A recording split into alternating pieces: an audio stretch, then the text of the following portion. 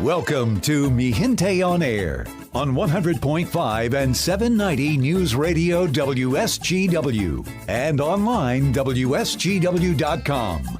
Now, here is your host, Larry Rodarte. Good evening. Welcome to Mi Gente on Air. And tonight we have a great show. I am your host, Larry Rodarte. A while ago, I had the opportunity to catch up with the beloved Katie O'Mara, former anchor of TV5. We had a great conversation about her impressive career and what she is up to today. This evening, on Mi Gente on Air, we're going to listen to that interview and hear from the one and only Katie O'Mara on her life, legacy, and faith.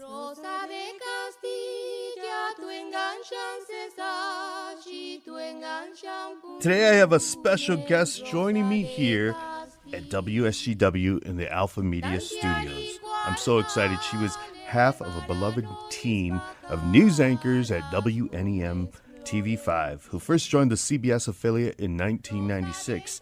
She and the late Sam Merrill ruled the evening local news. And before she left, due to medical reasons, she served the community for nearly 20 years. That's quite a long time. Today, she is a wife to her husband, Terry, and a mother of 4, and she is going to share her story with us. Please help me welcome the one and only, the beloved, my good friend, Katie O'Mara. Welcome, Katie. Oh, Larry, so nice to be here. Good morning. How are you doing? I'm doing well. Yeah. How have you been? Oh, I'm good. I'm great. I'm better, I think, than I've ever been. Oh, yeah. that's so good to hear. That's It so is. good to hear. You know, and I'm just thrilled that you agreed to be on the show. Oh, You I'm know, always glad to be with you, I Larry. had called Katie to talk about trying to get Sylvia Garcia Ortega to be on the show with Shapers the Salon because she has her hair done there. Yeah. And I was like, you got to do me a favor. And then I said, hey, by the way, are you available Tuesday? Yeah, right. Sylvia's so wonderful, isn't she? I was just there yesterday, and you know, when I was at TV5, I would go there every day to get my hair done. Who does that? Yeah. She's so wonderful. I mean, just really big-hearted. Yes, Yeah. yes, she is. You know, I think that everybody wants to know about what Katie O'Mara is doing now. But I want to talk about how did you start in the journalism field? Because as a journalist, I'm always curious about that. And Yeah. I want to hear your story. You know, I knew in 7th grade, I always tell my children this, and I tell them, don't worry, don't feel any pressure in 7th grade if you don't know what you want to do with the rest Right. of your life. In 7th grade, I used to do the, like the messages in front of, where it would go throughout the whole school, right? And on the intercom. And I loved being behind the mic, and I just thought, oh, this is really cool. I'm going to try to do something in this field, And when you're in 7th grade, you don't really know what to do or how to do it, and then eventually, you get into high school and you learn more about it, and then you reach out even deeper when you're in college, and then you do internships, and so that's where it started. I think was really in 7th grade. I really enjoyed being behind the mic and telling people what was going on. That's early. Yeah, it was really early, and I do tell my children nowadays, because there's so much out there now. I mean, there are degrees in packaging, like how to package things, right? So there's so much more out there for our children, and it can get confusing and overwhelming at times. I think all these, a lot of kids I don't know what I want to do, and they feel like they have to figure this out either by high school, the end of high school, or even into college. And I said, you know what? There's no timeline in life. God gives us all gifts, and so you have to figure out what your gift is. And Your passion. You have to find your passion. Exactly, Yeah. what your passion is. And isn't it true, Larry, that when you do what you love, you never work a day in your life? Exactly. And so, yeah. And I don't know if you know this, but, I went to Michigan State University.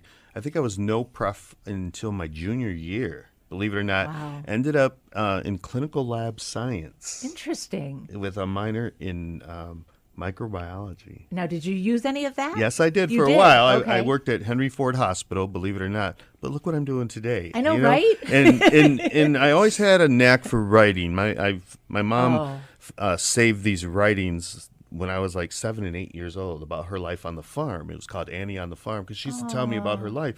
So I'm writing it down, Oh, that's and beautiful. I totally forgot that she had that. And as I'm, looking for my passion, because like you say, you never know, Right. What you really want to do. And during those early years, I realized that my passion was writing. Oh, you're a wonderful writer. Oh, thank you so yes. much. Do you still do Mi Gente? Yes. Okay. Actually, this week, Jonathan, I have to tell you this, because I know Mi Gente magazine is older than you. And this week, we brought it out 27 years ago. Can you believe that? This I week. do believe it, and I think that's wonderful. I Oh, do. wow. What a beautiful gift to this community. Really, Larry, you thank are.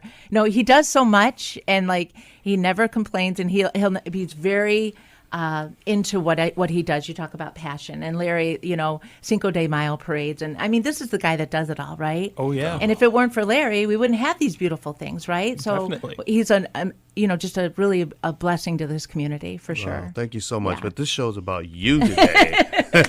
No, we don't have to go there. So as you're going on to pursue a journalism career, where did you go to school? I went to CMU. Yeah. Oh, all right. Central Michigan. Yep. Fire up chips. Yep. Okay. And I did a few internships when I was at CMU, and in the summertime when I was back at home, and studied broadcasting and a poli-sci minor.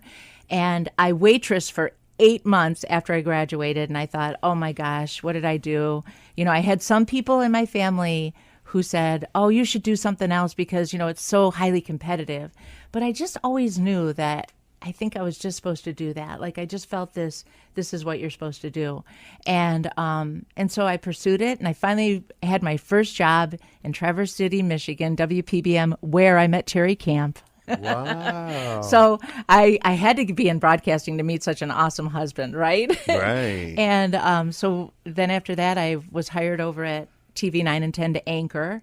And then we went to Oklahoma City, and we had an opportunity to come back home. Both of our parents were in the thumb at the time.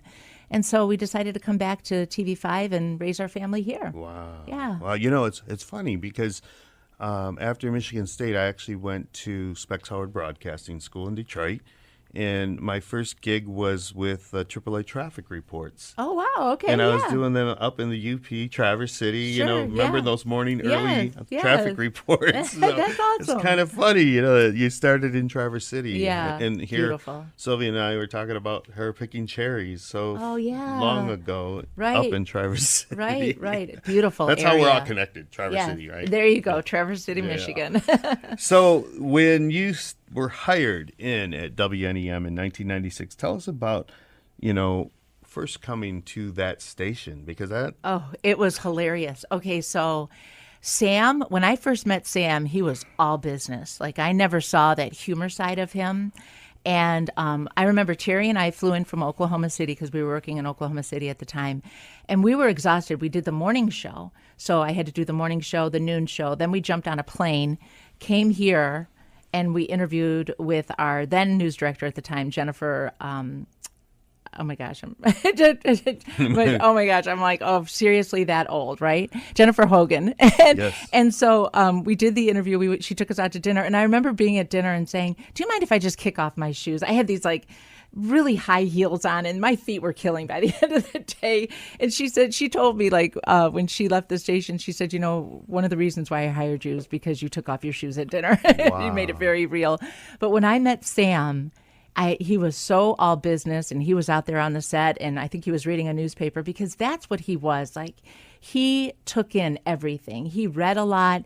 He was very learned. He just knew a lot. And I was more, I think I had a lot of people throughout the years, and he even told me this one time, is that I brought out the softer side of him. He used to be just this, news guy, right? Get on and just tell people the facts. And we just had this rapport that was unbelievable. And the chemistry was there. And, we worked so well together. I don't know if there'll ever be a duo like you and Sam. I mean, that was really special, what we had here in the community. I agree with that. I do. I'm not going to lie about it. I have so many people who come up and tell me that. And we knew that. Like, there was just nothing fake about it. Right. I sometimes when I watch different newscasts or, people, and I just feel like this sense of being like there's a force there, like things are being forced. like forced to be funny or forced to have, where when you have chemistry with someone like Sam,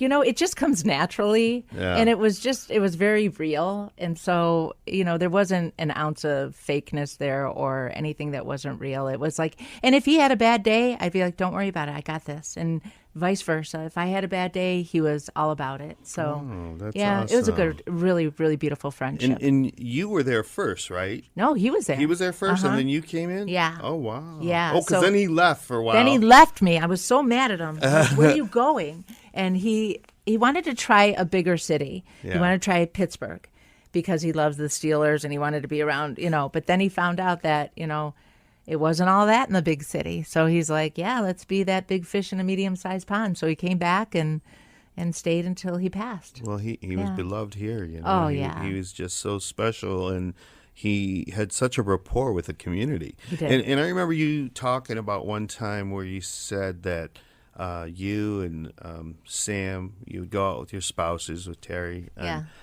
And people just came up to you and hugged you. They did. Easily, wherever you would go. I mean, They would. It was, and it's beautiful. That was a real showing of how they felt. They did, and people would always say, "We feel like you're a part of our family," and we felt that for so many years, and that's what we were for so many years. And if people needed help, like you needed help with the Cinco de Mayo, like that's why we're here. Like we wanted to genuinely help people, and it wasn't. There was nothing political about it. There was nothing, nobody had an agenda. It was just a genuine wanting to help people in our community. And so that's what I miss about not being with Sam anymore. And I miss that part of TV5 was the community aspect of it. And, doing events and helping. And, it was wonderful. It really was. Yeah. Yeah. Well, in 2014, you decided to leave. Yeah. And I want to talk a little bit about that. After 18 years, I mean, that's a long time. Yeah. For any news anchor, and in the midst of your children being, they were young. They were very young, and you were battling a rare blood disease. Yeah. Can you tell us a little bit about that? So I was diagnosed when I was pregnant with Rosie, believe it or not. And I remember getting a letter from my hematologist who said, because first of all, it was Dr. Dree Stryker, who was my OB at the time. And she, when I was pregnant, she took a blood test and she's like, what's up with your platelets? And I looked at her and I'm like, what's a platelet? And basically I'm a bleeder. So my platelets, they dropped to drastically low levels. And since I've left TV5, I've had several brain bleeds, 2 of them, which I've had to be admitted to the hospital for. So, but, it progressively got worse. And, there's really no, there are Band-Aids for my blood disease, but there's really no cure. And so I live every day, as though it were my last, which is, I think, how we should all live. But it's been trying because there's been a lot of medications. I've had my spleen removed. I've done everything the doctors have asked me. And then when I couldn't do it anymore, and I realized that I was getting too sick to, be a mom and be a TV news anchor. I couldn't get rid of my family, so I had to get rid of TV5. And it's very demanding. It can be very demanding, Yeah. But as long as you had the passion and you loved it, it wasn't as hard. Oh, it was such a wonderful career. It, to be able to be the one to come into people's homes and like I said, they felt like family. I felt them as family, and to be that person to tell people what's going on in your community. It was really an honor. It was an honor. And what a wonderful community we have. We still, it's remarkable. People like Dick Garber and Craig Goslin and Wayne Meyer, my friend up in Bay City, all these wonderful people in the community who give back, and you guys don't even know. Like, we don't know how much they give back. They are not in the limelight at all. They just do it. I love that. Yeah. I think that's beautiful. And it's so wonderful to see you doing so well, this day and age. And I want to ask you, because I think it's really important that we talk, about what has been your 18-year career. What has been, when you look back, your most memorable news story or...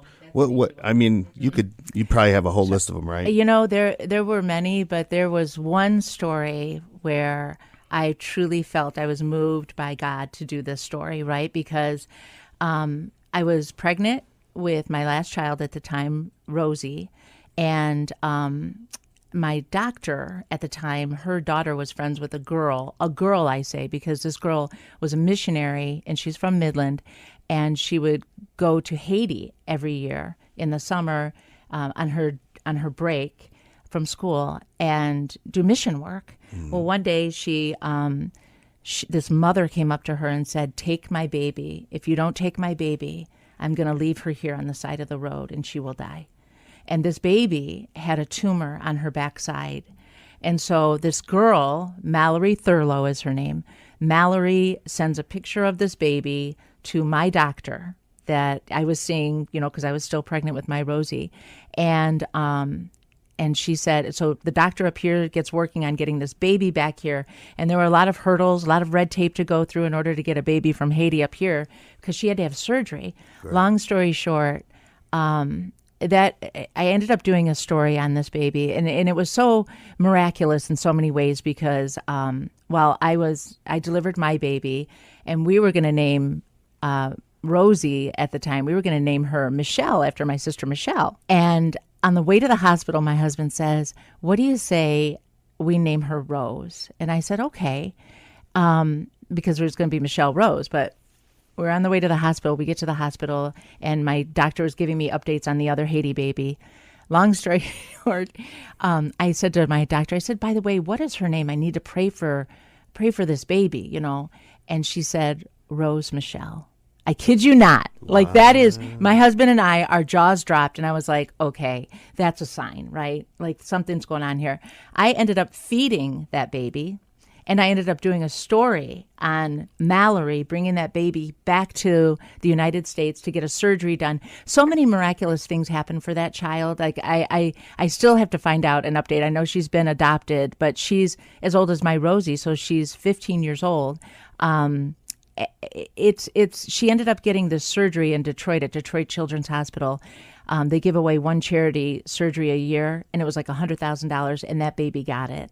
And so then she was brought here, and she was adopted by a family in Grand Rapids, and you know what I mean, like, and the doctor said that she needed breast milk because it would help her heal from her surgery. And I just happened to be that mom who makes a lot of breast milk, so I would feed my baby and hers, and it was truly, I felt like that's one of those things where you just know you were. But we did a story on it, and it was a remarkable story on Mallory and baby Rose. And I need an update on them because I haven't spoken in a long time, and I would love to get an update on how she's doing. Wow, that's beautiful. It was a beautiful story. It really was. You have always had that presence, that, like you said earlier, that calming presence. And I remember, I think it was probably 10 years ago now, as we were heading into the Cinco de Mayo festival, and we were getting weather reports about that there was going to be high winds,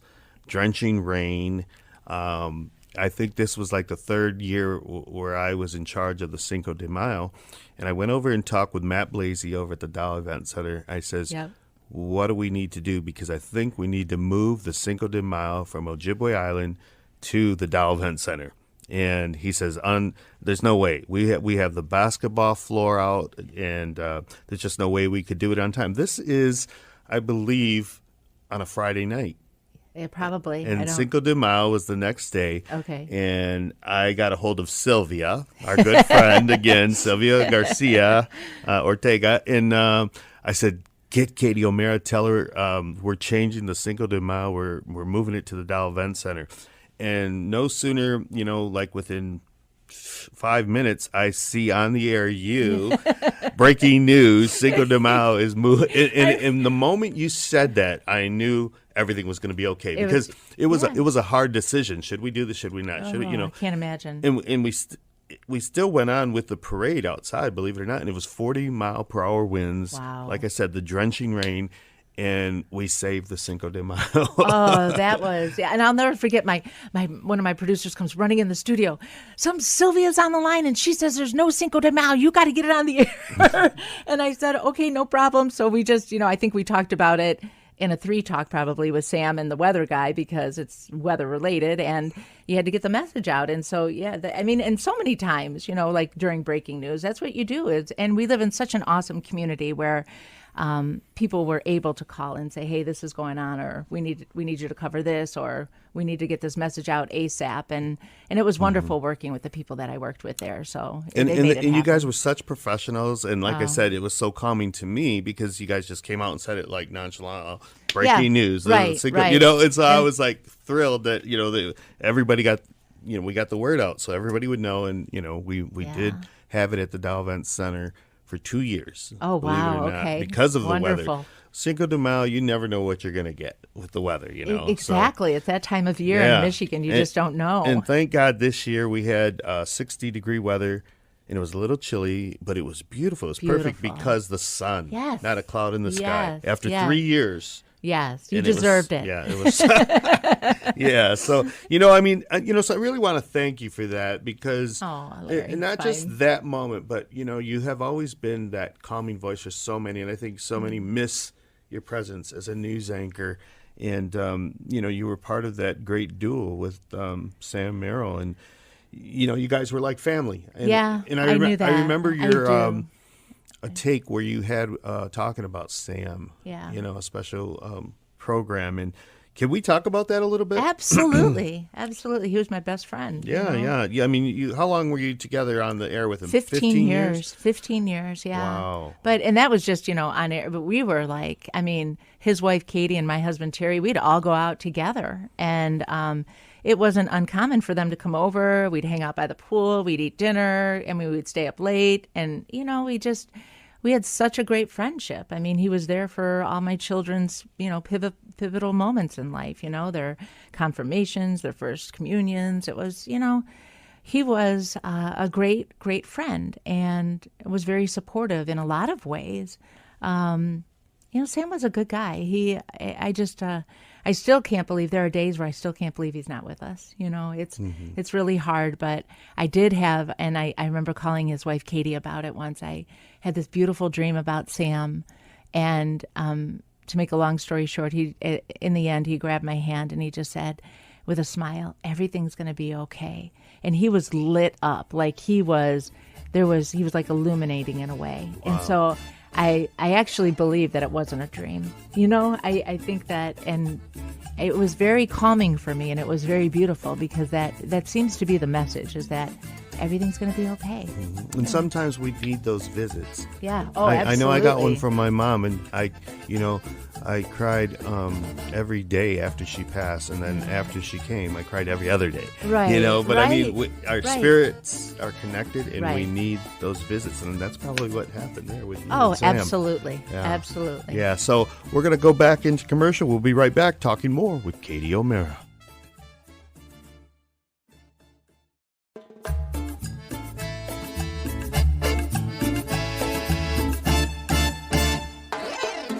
You're listening to Gente on Air on WSGW. Katie O'Mara is in the house here at the Alpha Media Studios.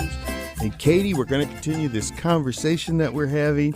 And I want to ask you, so many out there remember you on WNEM TV5, and, they want to know what Katie O'Mara is doing today. But, I want to mention real quick, Joanne Vasquez says, miss you on the news, Katie. Need your pretty face back. Aw, that's very kind, Joanne. And then I appreciate that. And then she says, oh, my healing prayers of health for you. So let's talk about that again. You left the station because of a rare blood disease. Right. And let's continue where we were with that. Okay. So I ended up, the funny thing is, I've always had a very strong faith, right? And I knew the day that I went into work, I just wasn't feeling, great. And it'd been a rough couple of months. Like, I would literally leave work, go get a platelet transfusion.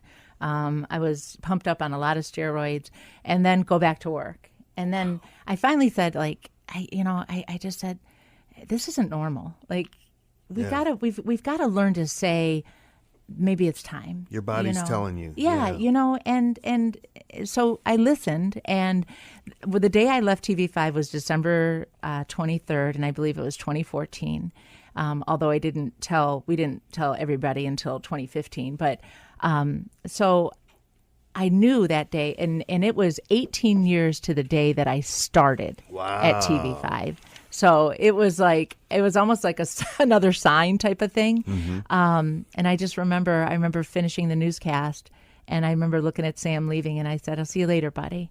And he didn't know what I was talking about. He's like, "Yeah, I'll see you after dinner." But I knew I wasn't coming back. So yeah, and I didn't. That was my very last day. I knew it in my heart. I knew that my children needed me. I needed to be home and to try and heal and at least get the most out of what I could out of my life. Yeah. Well, you know, remember I told you I studied at Michigan State, and I graduated in clinical lab science, which is basically medical technology. So hematology was one of the areas that we studied. Okay. And, you know, platelets are very serious. You really need them in order to coagulate, you know, if you have a wound or an opening or whatever. So, you know, I mean, when you said, you know, this isn't right. Yes. Can you imagine? I mean, can I imagine? You lived it, you know, to have that responsibility of not only, you know, being a mother, but the demands of a news show. So, man, you made the right decision, girl. I did. And to put it into perspective for anyone in the medical field or any doctors or nurses and people who know about what platelets are, mine have dropped to 0. And I was actually working when they were at 1,000. Like people would say, "Oh, you mean 100,000?" No, 1,000. So, like that is just not normal. Like, and I've been hospitalized, so it's nothing to mess around with. And I, you know, my family is much more important than, you know, my work. So, so it was the right decision. It was the best decision. And so that was December 2014, and now it's 2022, and I can't even tell you how awesome it's been. It has changed the family dynamic in a way that you know, I'm there, and I struggled with that for years. I mean, I always wanted to get off the 11, and it wasn't because I didn't want to be there to do the news. It was because my kids were home.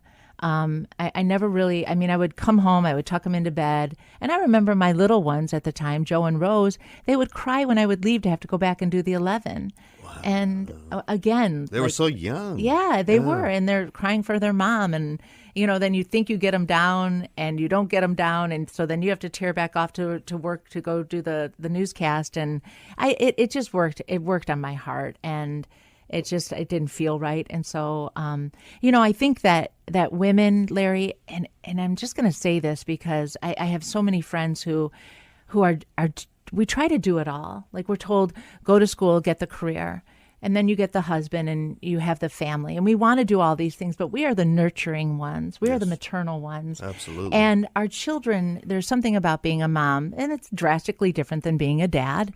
And you know, there's something about it, but nobody ever tells us, stop, you're doing too much. No one ever says that to the mom. And I don't mean that in a discriminatory way. I don't mean that in a sexist way. I mean that in a way that, you know, we give to our children. I mean, you know, physically and mentally and spiritually and then we try to go do the career thing too. And we got to start to say, you know what? It's enough.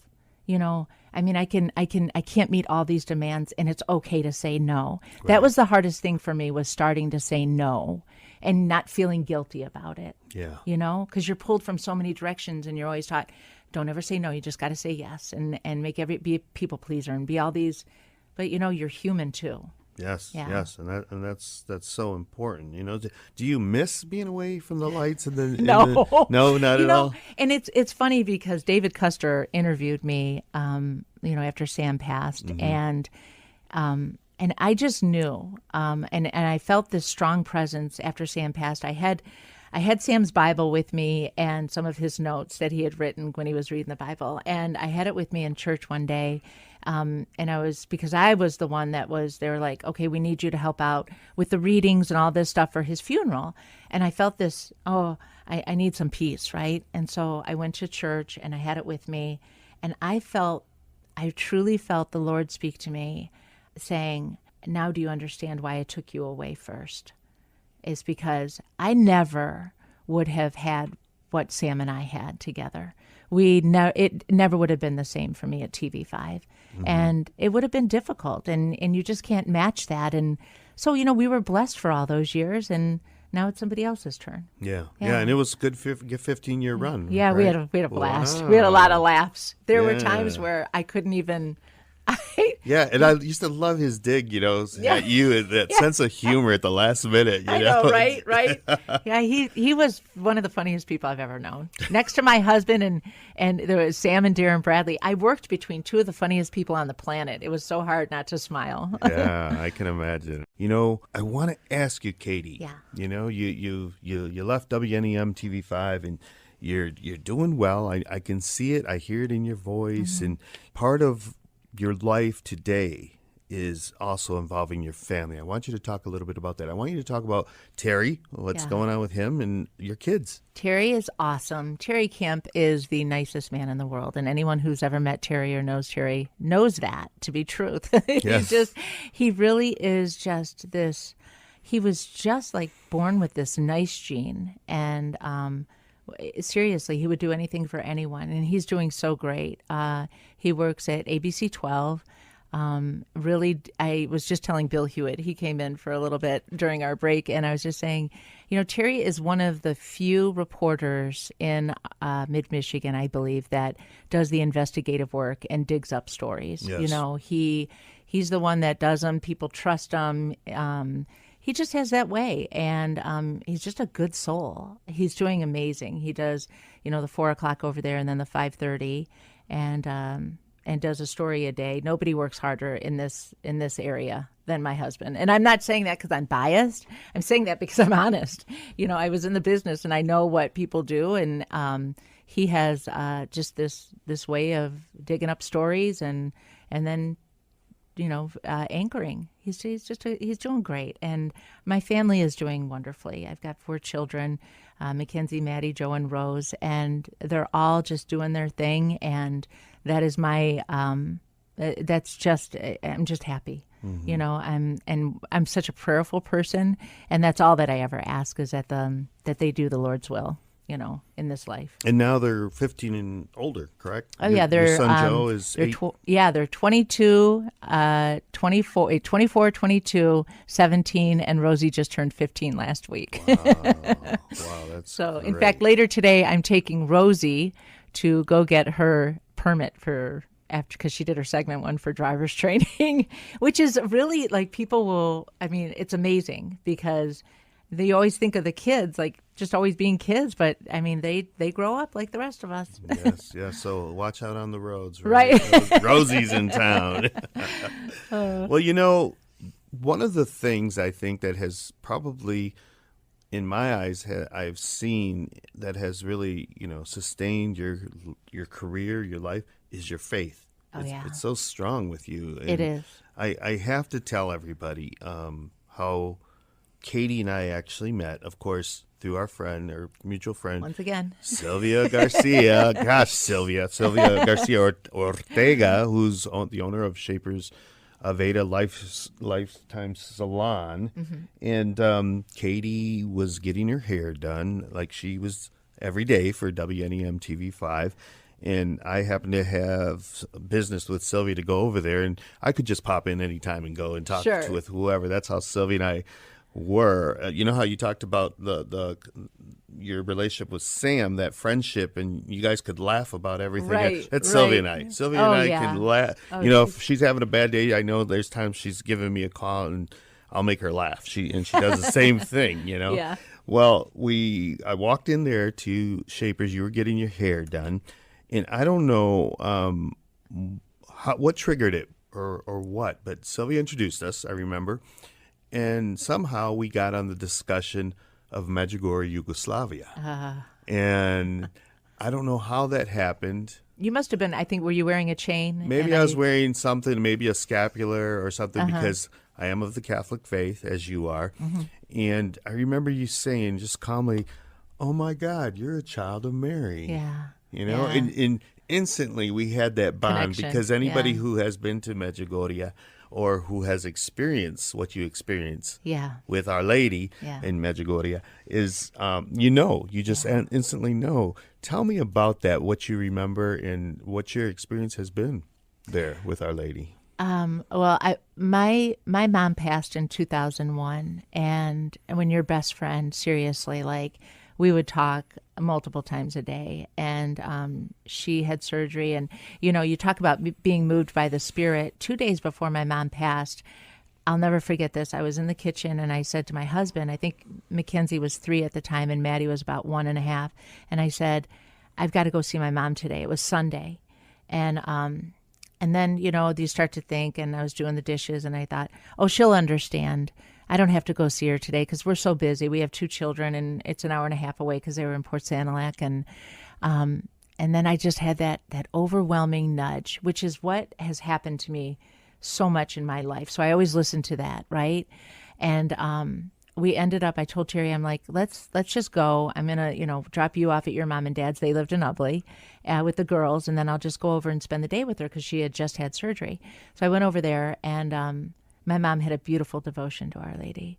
And I went over there and I spent the day with her. We talked about the power of prayer. We had dinner together. It was one of the most beautiful times I've had with my mom. And I remember, I'll never forget this. And Sylvia would appreciate this because my mom had just had surgery and she had just had a shower the day before I came over, but her hair wasn't done. And I said, you know what? I have my curling iron in the car. I want to do your hair. She goes, don't worry about it. I'm going to go down and see the gal on Friday, to her hairdresser. And I did that nudge again, was like, no, Mom, I have got to do your hair. So I went out to the car. I got my curling iron. I brought it in and I curled her hair for her. And I know it sounds so small and so simple and so, just like not a big deal. But I got a phone call 2 days later when I was on a story down in the Detroit area, and my mom had passed. She had a blood clot in the lung, and she died in my dad's arms. And when you go back and you think about those things that happen, and how grateful I was that I curled her hair, how grateful I was that I listened to that nudge and went and saw her and spent that day with her. I will always have that, right? And so all these little things after my mom died started happening to me about this place called Medjugorje. And I'm like, what is this place? Where is it? Why am I meeting all these people that were telling me about this place? And so, my sister was becoming, stronger, in her faith too. I was raised Catholic, but I truly believe it wasn't until I went to Medjugorje that I really knew what my faith was, right? Yes. And the presence of Jesus in the Eucharist. And I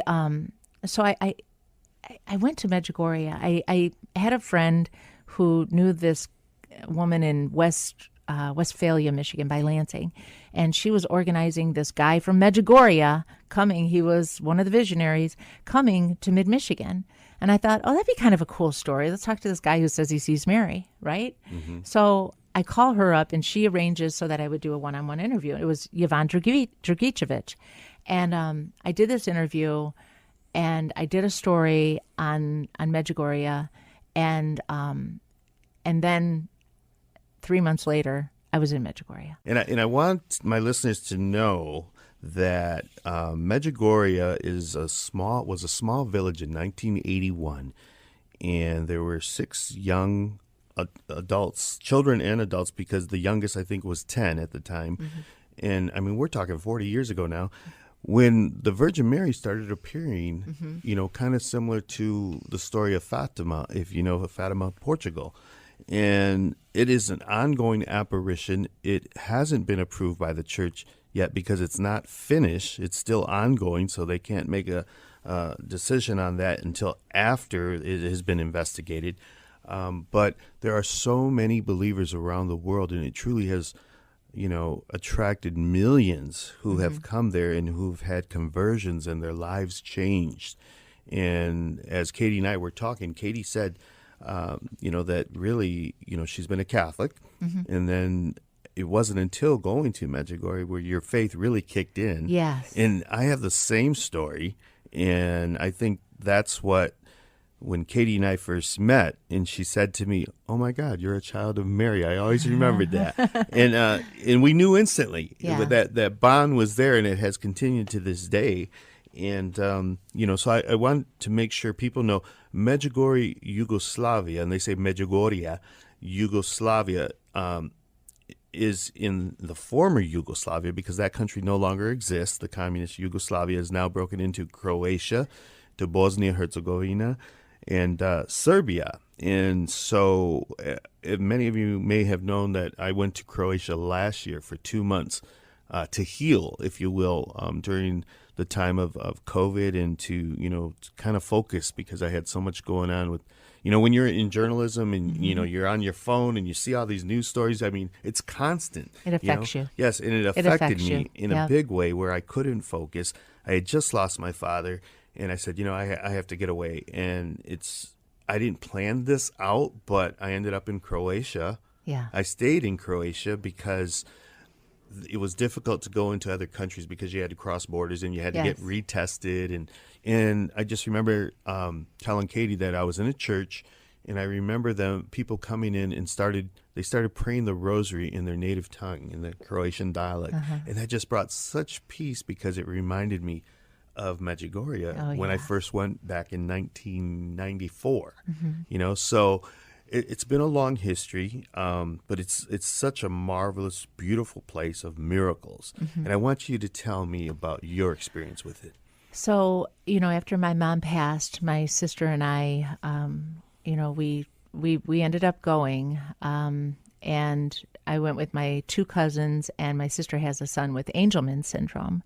And Ryan probably maybe was 12 at the time, or 14, I want to say. It was back in 2003. And he, he is a beautiful light in all of our lives. And they call it Angelman syndrome because I guess like one of the, I don't know if you'd want to call it like one of the side effects or symptoms or whatever. These children and people, they laugh all the time and they smile. And what's more angelic, right? Than bringing a smile to someone. So he's always laughing and always smiling. And so, and he's nonverbal. And my sister, so we brought Ryan with us, and my other cousin had brain cancer at the time. And so we all went to Medjugorje, and we stayed with Yvonne. And he actually is he's one of the visionaries, and he has the visions in his home. He's got a little chapel there, and he has some pilgrims stay with him, and we stayed with him. And so every day at 6:40 we would go down, we'd say the rosary before, and then he would have his vision. But what was really remarkable was that Ryan, whenever Yvonne would come in the room and Our Lady would appear, he would clap and smile and look at the ceiling, like look above where Yvonne was looking. And so there are things in life where you can, there's always going to be the doubters, or there's always going to be people that always challenge you in some way. But when you know a child like that, and who is so pure and so innocent, and he would have this amazing reaction every time there was a vision. It was very telling. Yes. I mean, and we feel it in our hearts, and we know this isn't anything we can push on people, but it surely changes you. It changes you as a person, and it just, I'm hoping for the better. It changed me, I believe, for the better, and made me closer to the Lord.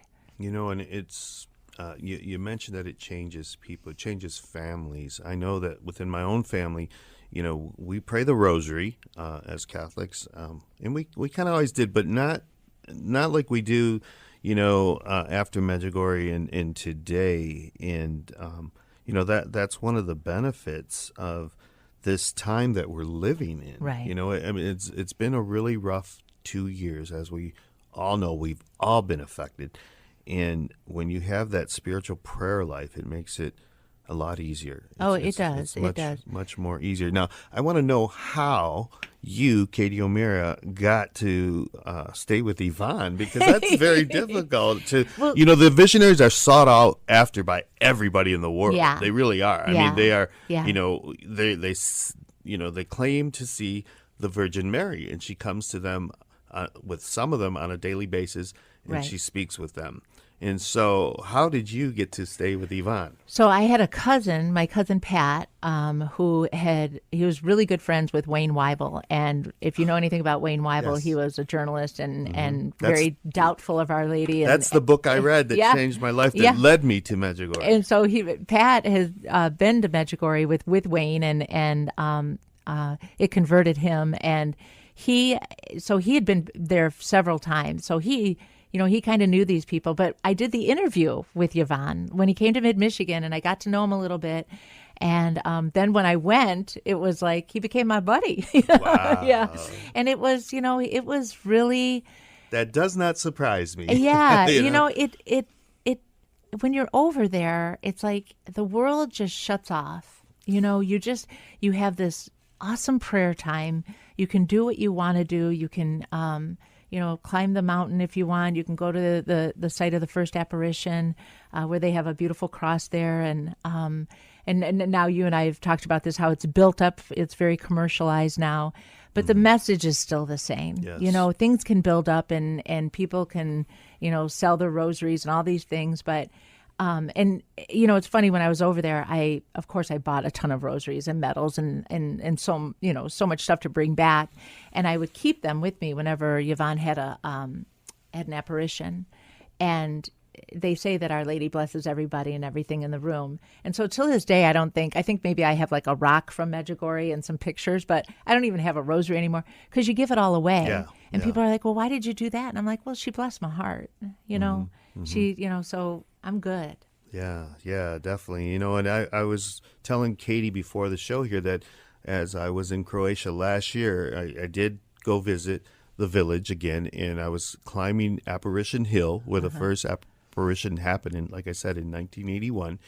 And, you go through life, and sometimes you get away from your faith, and, Yep. and even though we were living some difficult times, and, I do have a great spiritual life, I believe, and I was climbing that hill, and I told Katie, I don't remember it being as difficult when I climbed it as a young man as today, but the funny thing is that all of a sudden, while I'm climbing the hill, this, and nobody's around. There's nobody around me. It's just me climbing up this hill. And I'm thinking, how come nobody's around? Maybe it was the time of day or whatever. But all of a sudden, I smelt this huge array of roses all around me. And I knew instantly it was Our Lady. That's what they say. She was welcoming me back to Medjugorje, but more importantly, she was saying, "I'm still here, Larry. That's right. I'm That's here." right. Give me chills. Yeah, and it's just it was such Beautiful. a beautiful moment, and Yeah. I captured it on video because I happened to be videotaping as I'm going up, so I could show my family. And then that happened, and I had to shut the video off because I was almost in tears, at the moment, and I didn't want them to see that. But I did post it with a video that went on Facebook. But so it's really a profound place. We've had a wonderful hour. Thank you, Larry. It really has been a lot of fun, and I appreciate the time. I think it was wonderful what we talked about, and I'm blessed. And it went so fast. Yeah, I did go It by always quickly. does when you've got somebody as good as Katie O'Mara. I don't know about that, but Yes, thank you yes. for the opportunity. Thank you so much, everybody, for joining us and for the comments. And we look forward to seeing you on Gente on Air on Sunday nights on WSGW 100.5 FM and 790 AM.